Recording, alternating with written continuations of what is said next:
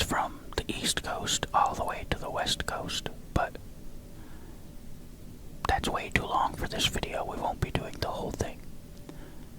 I'm just gonna kind of let it fly until I decide this video's been long enough. We're obviously already in the air. I skipped all of that part. Got us flying, got autopilot on, and now I'm just gonna let the plane fly in a straight line and hold, what are we, 13,000 feet, I think. So, I will say I didn't mute the voices like on the radio, like I did in my last video, so we will hear, good timing, them talk. 118.75 for Boeing 575. Washington Center, Boeing November 75575, 13,000 feet. But I found out in the bigger planes, this is a, like a Boeing 747 or something. I'm not sure exactly what it is. But in these bigger planes, you can move the camera all around the plane, once you're up in the air flying. So I just kind of, moved back into a random seat and made it look like I'm sitting in a window seat looking out the window.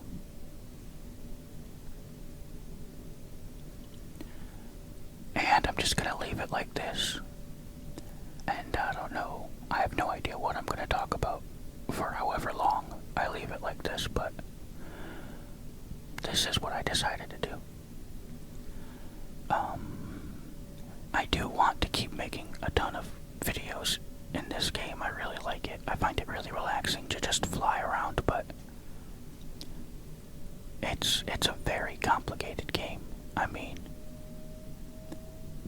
it's a lot to learn, and I want to get a little bit better at it before I do too much, so, but I wanted to get a video again this week, so I had this idea.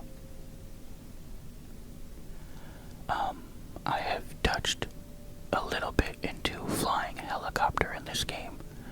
I don't know if I'm just terrible at it or what, but I couldn't control the helicopter at all. I was just all over the place trying to fly that thing. And I flew a hot air balloon a little bit. They have one that's like got a little fan engine thing on the back so you can control it a bit and not just be drifting in the wind. And that was fun, but like full power I couldn't go against the wind, so I had to like go into the settings and adjust the wind because this game pulls like real time and real weather and real like flight patterns and real flights that are going through the air to make it as realistic as possible. But it does give you full control to change whatever you want. And like when I was in the hot air balloon, I was in the mode where you're supposed to take pictures, so I had to go to a certain spot and take a picture, but I had drifted past it before I had gotten close to it, like I had drifted east while I was traveling north to where I needed to go. So I had to go back to the west, but the wind was blowing west to east and I just couldn't get in there. So I had to like go into the weather settings and turn the wind off. But anyway, they've got gliders, which I haven't touched at all. They've got a ton of planes. And they have the Wright brothers, like, original first flight plane, which I flew. I played around with it a little bit. It doesn't really fly, though. You know, you can get up off the ground and go for a while, but you just come right back down. So I messed around with it a bit. It's cool that it's in the game, but there's not really a whole lot you can do with it.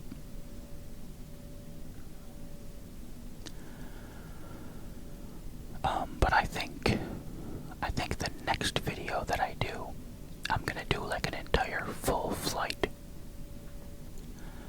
try to do the whole thing in the first-person cockpit view and start on the ground, take off, fly somewhere to another airport and land. Which means I have no idea where I want to fly, but I've got to pick two airports pretty close because this game's pretty realistic about the time too. Like this flight that I chose here, which is from Norfolk to San Francisco. So Norfolk, I think, is in Virginia. It's on the East Coast. I believe it's in Virginia.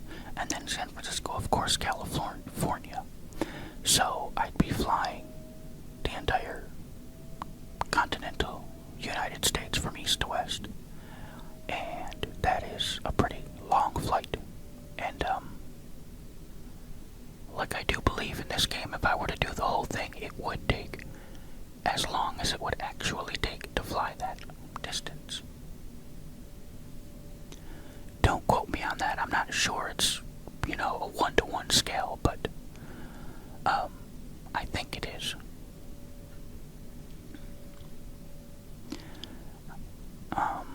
So anyway, and I'm not sure, like I have no idea where I want to fly for that video. I have no idea, but I'll figure it out.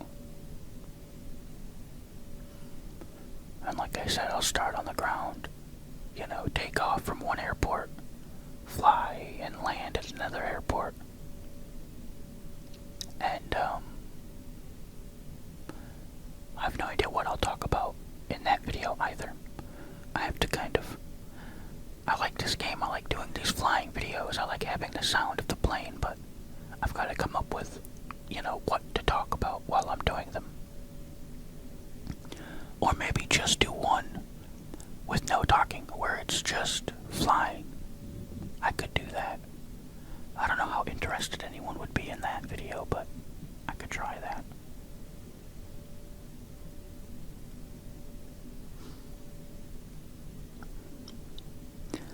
And, I don't know, I could try those other modes, like the one with where you have to take the pictures, but I don't know, when I was doing it, I don't know how good it would be for a video, because,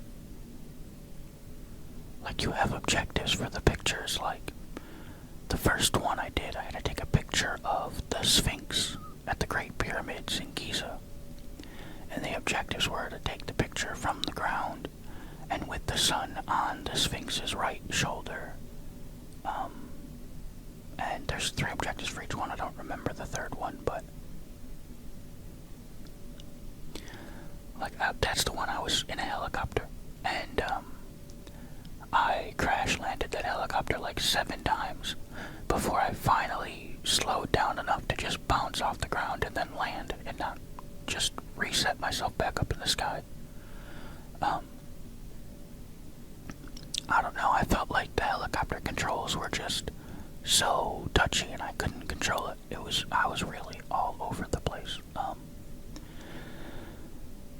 But I don't know. I've never been good at flying anything in any video game. Not, Battlefield, shooter games, things like that. I always find it so impressive, like when you're playing something like a Battlefield, and there are pilots that can just fly all over the place like it's nothing, and you can't ever stop them, you can't shoot them down, and they just get 100 kills and never die and just keep going. I cannot fly like that. And turns out the helicopters in Flight Sim 2024, I can't fly either. At least not the one that I was in anyway. But I imagine they'd all be pretty similar. It just, but anyway, I don't think that mode would be very fun because, like, I spent a lot of time just walking around, getting the angle right. Going in and adjusting the time so that I could get the sun setting in the photo because I needed the sun to be setting and all that kind of stuff. And I like this game, to just be up in the sky, flying, just peaceful, having fun, you know, can really easily kill. 575. Contact Washington Center on 12775. Good day. 127.75 for Boeing 575. Washington Center, Boeing November 75575, 13,000 feet. Can really easily kill. Boeing November Like an hour or two just flying around. I really should have muted those voices. Contact continue. I'm annoyed now that I didn't.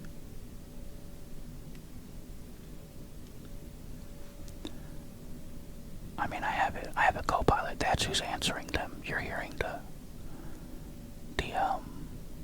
different like airports we're flying over talking to us, and then my AI co-pilot answering.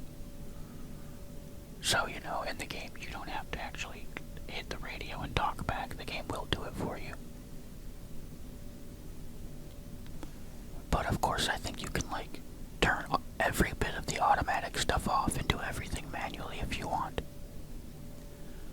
But I'm pretty sure you'd have to like actually know how to fly a plane to do all that. Like have an actual pilot's license, which I definitely do not have.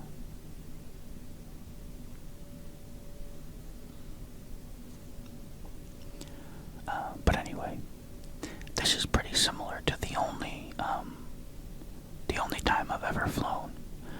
I flew from where I currently live back home to where I'm from, where my family lives. And I spent a week with them, and then after that week I flew back. So I've flown in a plane twice. Both times I had a window seat, and I just kind of sat there looking out the window the whole time. I didn't fly nearly as far as this flight is. I flew longer than this video will be, though. I flew north and then south along the east coast of the United States, because I live in North Carolina, but I'm from Buffalo, New York. So, yeah, I took off out of Charlotte, I believe. And I'm not sure, there was a storm when I took off, so a lot of stuff with my flight got changed. And I actually I left from a different airport because the flight I booked, I was going to one airport in North Carolina, and then I would fly a very short distance to another airport in North Carolina, and then all the way up to the airport in Buffalo. But then they called me when I was on the way of the airport, and there was a storm in North Carolina delaying the flights. So she was like, if you're already here at the airport, we're redirecting people to a different flight that has a layover in Washington, D.C. But I was like, I'm not there yet. I'm like 45 minutes out. So she basically just like got rid of the first leg of my trip, and I just had to go to the other airport and get on the second part, which gave me more time to make it. But then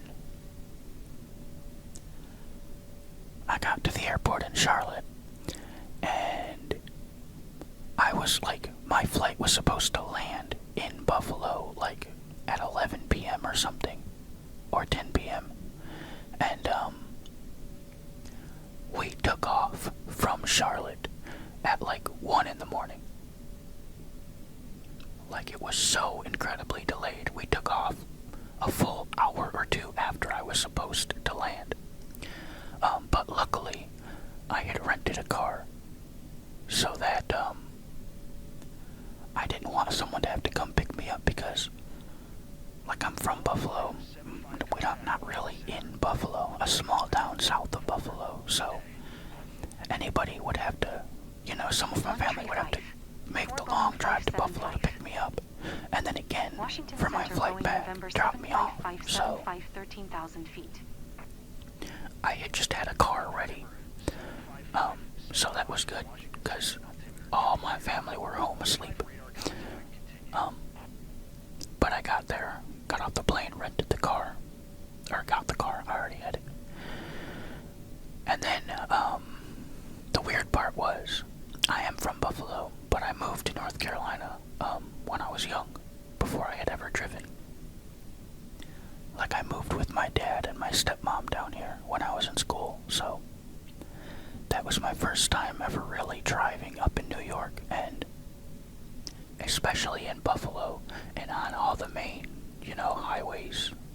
And there's a lot of construction going on, so I leave the airport and I'm driving on a very, very dark road because it's the middle of the night and there are no traffic lights or no street lights or anything like that. It's just a big highway. And there was some kind of construction that they were in the middle of. There were traffic cones everywhere guiding you where to go. And I had no clue where I was going. I couldn't see anything. So I was going kind of slow. 05 Boeing 575. Like it was still a highway. There were almost no cars anywhere on the road, and it's still a highway, so I wasn't going like 20 or 30 or anything, but I was definitely going like 10, 15 under the speed limit just because I didn't know where I was going and couldn't see anything, and was just following GPS. But then with all the construction, I wasn't sure GPS would be very accurate. And then a car came up behind me and stayed right behind me for a while. And I was wondering why they were staying right behind me because, it's a multi-lane highway, just go around. There's literally no other car, just the two of us. And they finally went around me, and it was a cop. And I realized they were probably wondering why I was going slow and ran the plates and saw it was a rental and were like, okay, he's someone out of town that doesn't know the road. That's all it is. And then they went around. That's all I can imagine anyway. But then, yeah. I finally got to my mom's house at 2:30 in the morning. Everybody was asleep. And I was exhausted at that point. And went in and just collapsed on the couch and fell asleep.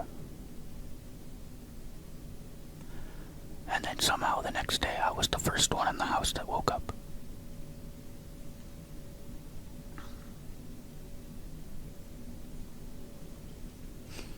Oh, here's another fun fact about that flight. So, in case anyone doesn't know, I have one hand. I was born with one hand. And I wear a prosthetic arm sometimes. I wore one a lot when I was really young. Then for most of my teenage years I didn't wear one. Then I got one again in high school, wore it quite a bit. Then I didn't wear it for a while, and then I got a new one about a few months before that flight back up to New York. Because I got the prosthetic right at the start of the new year, and then I flew up in summer. But most of the prosthetics that I had worn, except for when I was really, really, really little, were battery operated, had buttons inside, and it was like a robot. The hand would open and close. But that new one that I had just gotten, which is I still have, it's the newest one I've got. It's a body powered one, so it doesn't have a full hand on the end. It's just a hook, not like a pirate's hook.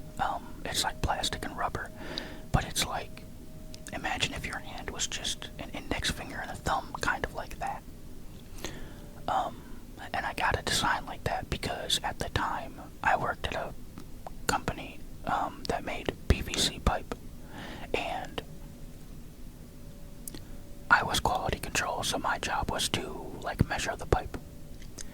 So that design was just the hook and the two sort of fingers was perfect to grab onto a piece of pipe and hold it, and then let me, measure it, use the measuring tools with my right hand, with my only hand.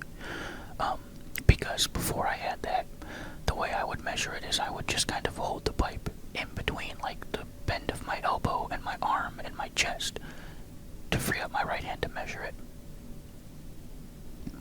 But then if you can imagine doing that, I'm kind of like having to tuck my chin into my chest to look straight down at the pipe and the measuring tools and everything. So it was kind of uncomfortable. So anyway, I got the prosthetic and I wanted to bring it up to New York to show all my family every day. All my family up there, because I hadn't had one like that in a very long time. And but I was just going up for a week and then flying back, so like I didn't have luggage. I just had a backpack with some clothes, and that was all I brought, because I knew I would be staying at my mom's house and could just do laundry while I was there, you know.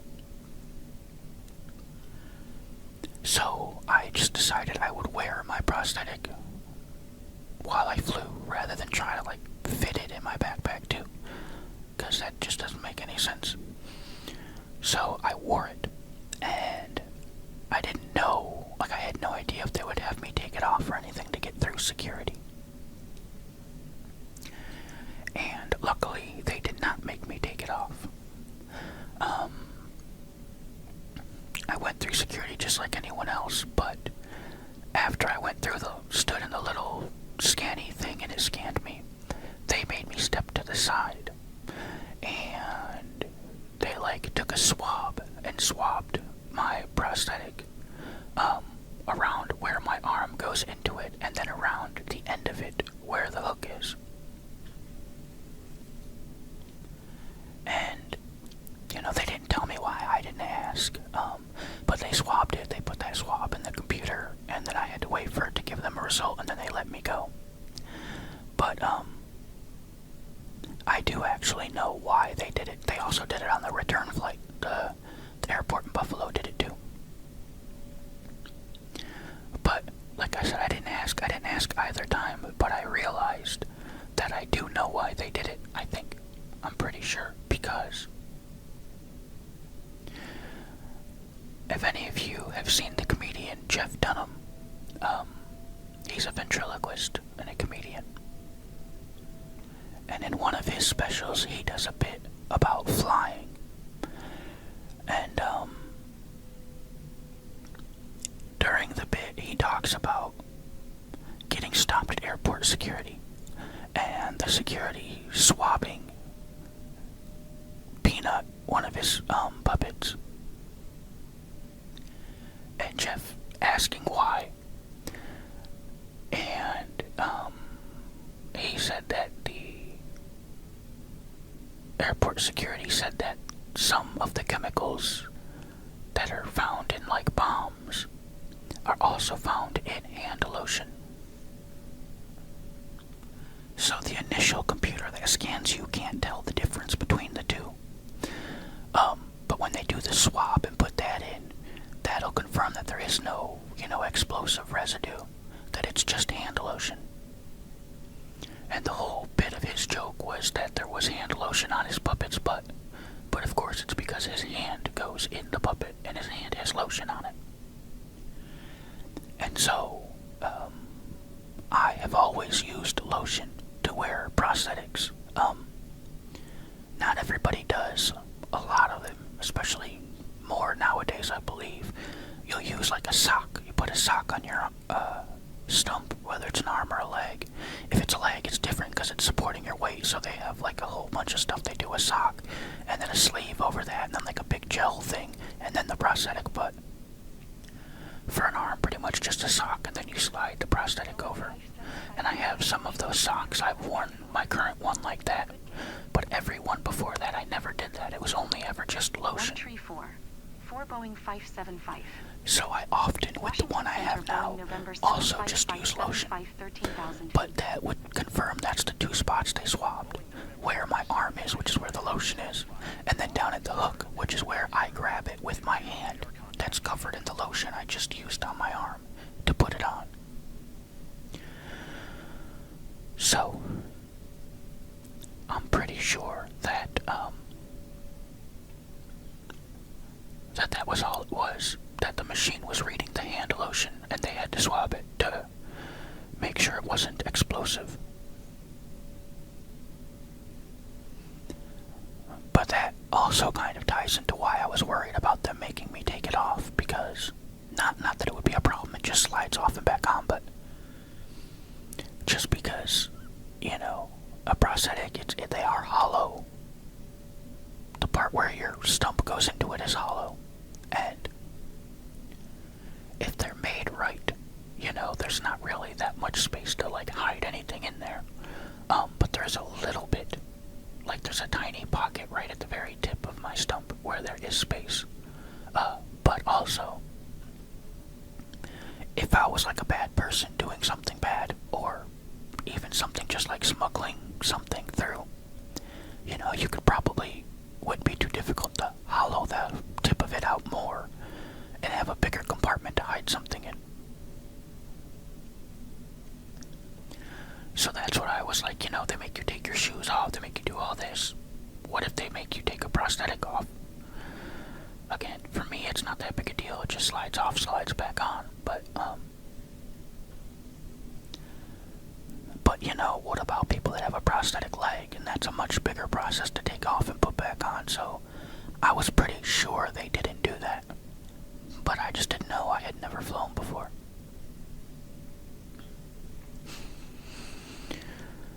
But it didn't turn out to be a big deal. Just step to the side, wait an extra minute to get that swab and the computer readout, and then I was good to go both times.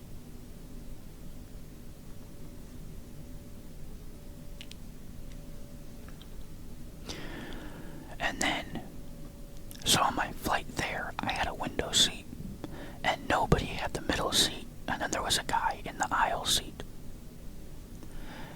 And that was great. Anyone, that's ever flown, I mean, that's the ideal situation, to not have anyone sitting right next to you. I just got to look out the window for the whole flight with no one next to me at all. That flight was the one, at night. I couldn't really see much. There were some lights and stuff. But I could see okay. And what was cool, when we got into Buffalo, we had to swing out over Lake Erie, over the Great Lakes, to come in and land at the airport. So we started getting close, and we swung way out to the left to make a big turn as we went down and flew pretty low over the lake into the airport. And that was pretty cool to see. Just to fly out over the lakes like that and do that kind of big loop around to land at the Buffalo airport. Because like I said,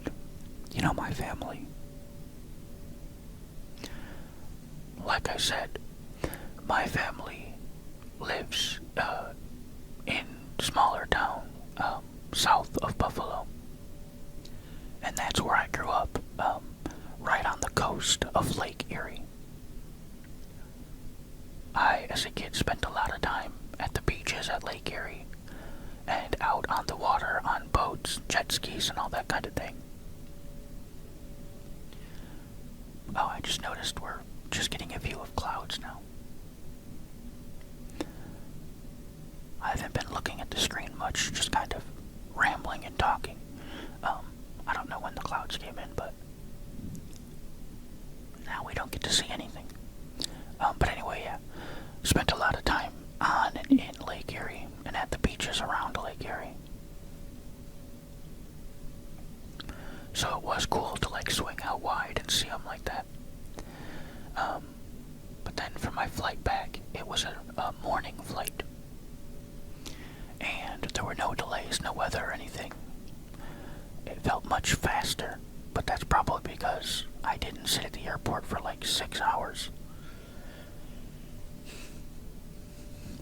But my flight back, I also had a window seat and just spent the whole time looking out the window. But there was somebody in the middle seat, and he was a rather large man.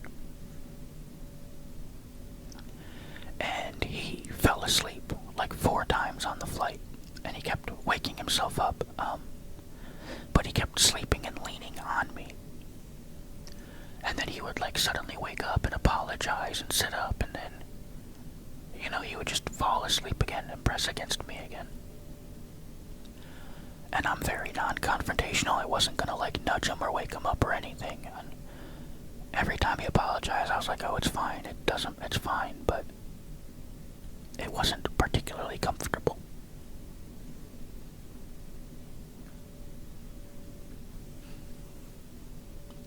But again, luckily, it went by pretty quickly. That flight didn't seem like it took long at all. But I had my brother picking me up at the airport when I landed.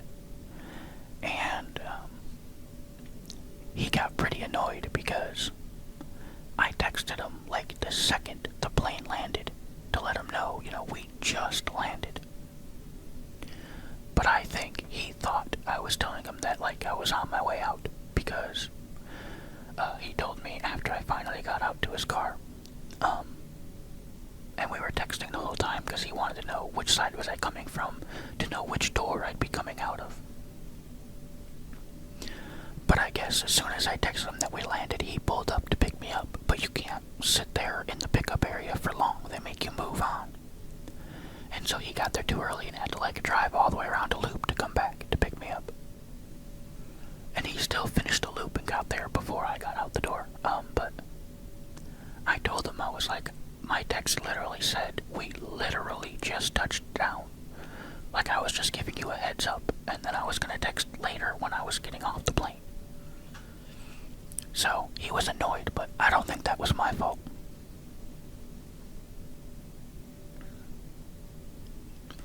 I think he didn't follow instructions very well and jumped the gun a little bit,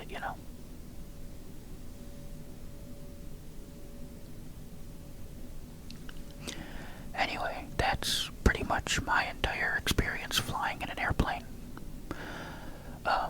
But years before that, I did fly in a helicopter. Ow. Sorry, I hope that wasn't loud. My dad, my stepmom, myself, and one of the foreign exchange students that lived with us. Going to 132, Niner Boeing 575.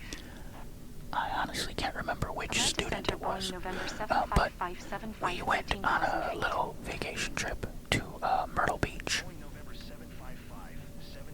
Honestly, I don't remember why it was only us, because I have a ton of siblings, and we usually had like multiple exchange students at a time, but it was definitely just the four of us. Yeah, but we went on a little like day trip to Myrtle Beach. Like we drove there, spent some time there, and drove back the same day. We didn't spend the night. But while we were there, we went on a helicopter tour. I remember they could only seat 3 people, so my dad didn't go. He had been on them multiple times, and my dad also, when I was really young, used to fly ultralights, which is like a tiny little one-person plane. Not even really a plane. I don't know what exactly it is. It's got like a big fan blade on the back, and like cloth wings, I think, like fabric wings. It's called an ultralight because it's a very, very light little like one-person, one seat, and you just kind of fly it around. And he used to fly one. And one day, we had taken it to my grandma's house, and he was flying it around and stuff. But a really, really bad storm hit, and he landed and tied it down and everything, but the storm was bad enough, it picked it up and blew it away and destroyed it. At least I think it destroyed it. Maybe it just damaged it a bit and he sold it then. I don't remember, but I'm pretty sure that's the last time I saw it was that night with the storm. But anyway, he stayed behind just because he had way more experience flying and had been on that exact tour before, and he didn't care. But it was my first time in a helicopter, my first time flying at all. And I was wearing gym shorts and, had like my phone and stuff in my pocket. And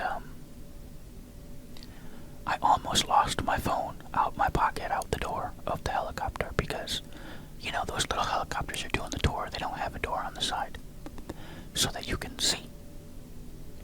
So I was just sitting in a seat, strapped in, but no door to my right. And, like, I happened to notice that the wind blew my pocket wide open and, like, my phone was starting to slide out, and I grabbed it. And, you know, one of the things with having one hand is I only ever use one pocket. I can't really use, I mean, I can reach across to the left pocket, but it's weird, it's stupid, I never do. So, I just kind of took my phone out and held it for the rest of the flight, I believe. But I was nervous a little bit when that first flight, getting in the helicopter, but then, once we were up there, it was fine. I wasn't scared at all. I'm a little bit afraid of heights. I always say that I'm not afraid of heights, I'm afraid of falling, which obviously sounds silly and ridiculous, but, I think the difference is that if I'm up somewhere really high, like if I was on the roof of a building or something like that, I'd be perfectly fine. Like, even at the edge looking down, I don't feel scared at all. But if anything happens where, like, I stumble or someone were to, like, you know, jokingly touch my back suddenly, and you get that lurch like you're about to fall, that absolutely terrifies me, and then I gotta get down. So, like, I've never done roller coasters or anything because they're just falling. They pick you up and then you fall. And I can't stand that feeling of falling. So I was a bit nervous with the helicopter, but then it was fine. There was only one point where, you know, we were going over and I was leaning out to my right to look down. And I didn't realize he was going to do it, but then the pilot banked to the right. So, you know, the bottom of the helicopter went up to the left, and I was kind of like, you know, looking straight down suddenly, just kind of hanging over by the seatbelt, and that was a bit scary when it happened. But even that wasn't that bad, because he finished the turn, leveled out, and it was fine, and came in and landed, it was fine. And then when I flew in the plane for the first time, I was a bit nervous too, because, I mean, I had never flown, but, you know, you hear about people who are nervous flyers and scared of flying, and you see these, or hear horror stories of flying, or see things in movies and stuff. And I was nervous leading up to that flight that, like, I was nervous that I would be scared. That I didn't feel scared really coming up to it, but I was like, what if then I get on the plane and I start freaking out and panicking? I don't want that to happen. But I had no idea how I would react. And, I mean, it was fine. I don't have any fear of flying at all. Again, I didn't know if I would or not. I thought I might actually be afraid once I got there, but no, it was fine. I will say, landing, when I landed back in North Carolina, it was a bit of a rough landing. I mean, it wasn't anything major or anything, but it was just kind of a bit of a hit when we landed that I wasn't expecting, because the landing, you know, on the flight to New York wasn't like that at all. It was a much smoother landing, for whatever reason, but... Boeing 575 contact Indianapolis Center on 126. 575. Good day. You know, other than that, it was perfectly fine. 575 Boeing 575. Indianapolis Center, Boeing November 75575, 13,000 feet. Boeing November 75575 Indianapolis Center, altimeter tree 0, tree 4 radar contact. Well, anyway, I think I'm gonna go ahead and end this video here.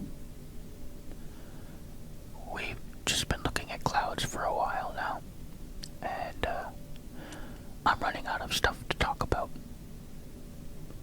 Since I was relating everything I was talking to flying, and that's all the stories of every time I've flown, so I don't really have anything else to say. Besides, thank you for watching or listening, and I hope you enjoyed